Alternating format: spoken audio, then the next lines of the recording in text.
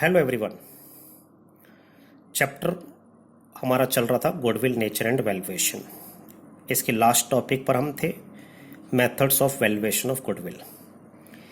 अब इस टॉपिक का लास्ट मेथड हमारा पेंडिंग है, उसको आज हम डिस्कस करेंगे। That is capitalisation of super profit method. Capitalisation of super profit method के अंडर में गुडविल को कैसे फाइंड आउट किया जाता है। Under this method, goodwill is calculated by capitalizing super profit at the normal rate of return. इस method में goodwill को फाइंड आउट करने के लिए हम सुपर प्रॉफिट को कैपिटलाइज करते हैं with the help of normal rate of return. तो गुडविल निकालने के लिए हमें क्या स्टेप्स लेने हैं। फर्स्ट स्टेप हमारे पास है, first of all calculate super profit.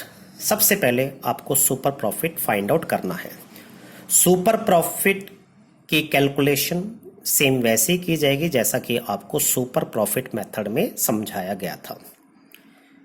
तो सुपर प्रॉफिट मेथड में जैसा सुपर प्रॉफिट आपको समझाया गया था, आप उस तरीके से सुपर प्रॉफिट की आप कैलकुलेशन करेंगे।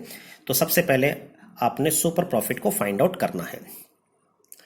उसके बाद then we assess the capital needed for earning such super profit on the basis of normal rate of return.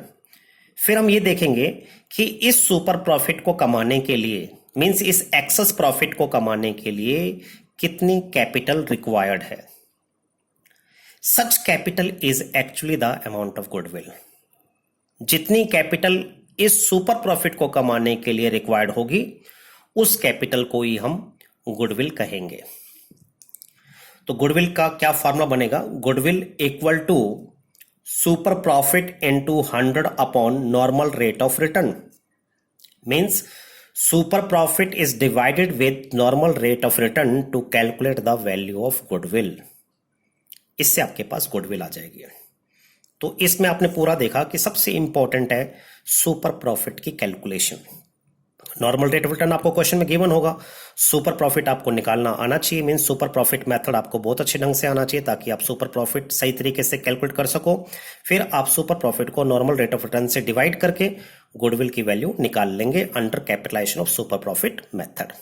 आइए इस फॉर्मूले को एक एग्जाम्पल से समझते हैं।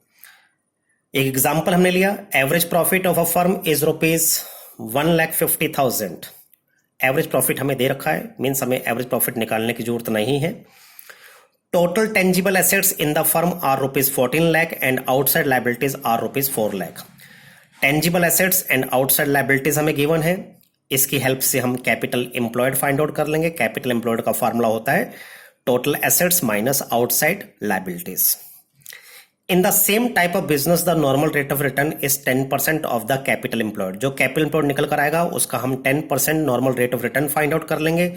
इससे हमारे पास नॉर्मल प्रॉफिट भी आ जाएगा। एवरेज प्रॉफिट तो हमें दे रखा था, नॉर्मल प्रॉफिट हम यहां से फाइंड आउट कर लेंगे। एवरेज प्रॉफिट और नॉर्मल प्रॉफिट का डिफरेंस लेके हमारे पास सुपर प्रॉफिट आ जाएगा। Calculate the value of goodwill by capitalisation of super profit method.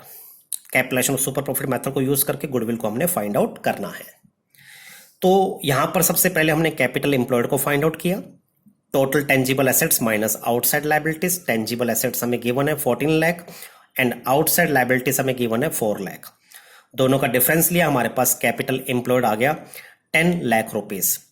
10 lakh rupees का हमारे पास कैपिटल एम्प्लॉयड आ गया। अब इसके बाद हम फाइंड आउट करेंगे नॉर्मल प्रॉफिट। नॉर्मल प्रॉफिट का फॉर्मूला होता है capital employed into normal rate of return upon 100। Normal rate of return हमें क्वेश्चन में 10% गिवन था। कैपिटल एम्प्लॉयड हमने 10 लाख रुपीज फाइंड आउट कर ली। 10 लाख इंटू 10/100 करने से हमारे पास ₹1 लाख का नॉर्मल प्रॉफिट आ गया। इसके बाद हम सुपर प्रॉफिट निकालेंगे। सुपर प्रॉफिट का फॉर्मूला होता है average profit minus normal profit. Average profit हमें क्वेश्चन में गिवन था ₹1,50,000। नॉर्मल प्रॉफिट हमने फाइंड आउट कर लिया ₹1 लाख।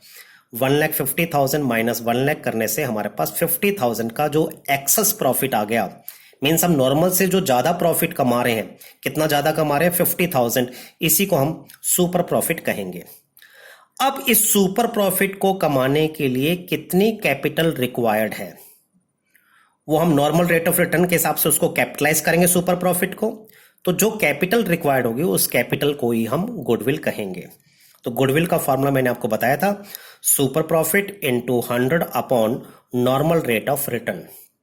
सुपर प्रॉफिट आपको 50,000 दे रखा है और नॉर्मल रेट 10% है, तो सुपर प्रॉफिट को नॉर्मल रेट ऑफ रिटर्न से डिवाइड करके हमने गुडविल की वैल्यू फाइंड आउट करी।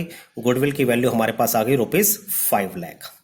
तो इस सुपर प्रॉफिट को कमाने के लिए, ₹50,000 सुपर प्रॉफिट को कमाने के लिए जो कैपिटल रिक्वायर्ड है 10% नॉर्मल रेट ऑफ रिटर्न के हिसाब से, वो कैपिटल रिक्वायर्ड है ₹5 लाख। ये 5 लाख की जो कैपिटल है यही हमारी गुडविल है।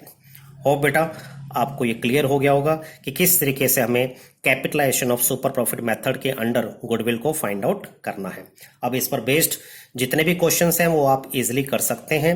अब आपसे एक रिक्वेस्ट है कि आप सारे वीडियोस को एक बारी दोबारा से गो थ्रू करें, क्योंकि सभी मेथड्स आपस में इंटरलिंक्ड हैं। सबसे पहले एवरेज प्रॉफिट मेथड आप अच्छे ढंग से करें। अगर आपको एवरेज प्रॉफिट मेथड अच्छे ढंग से समझ में आ जाता है तो आप सुपर प्रॉफिट मेथड आसानी से कर सकते हैं, क्योंकि सुपर प्रॉफिट को निकालने के लिए एवरेज प्रॉफिट का रोल प्ले होता है।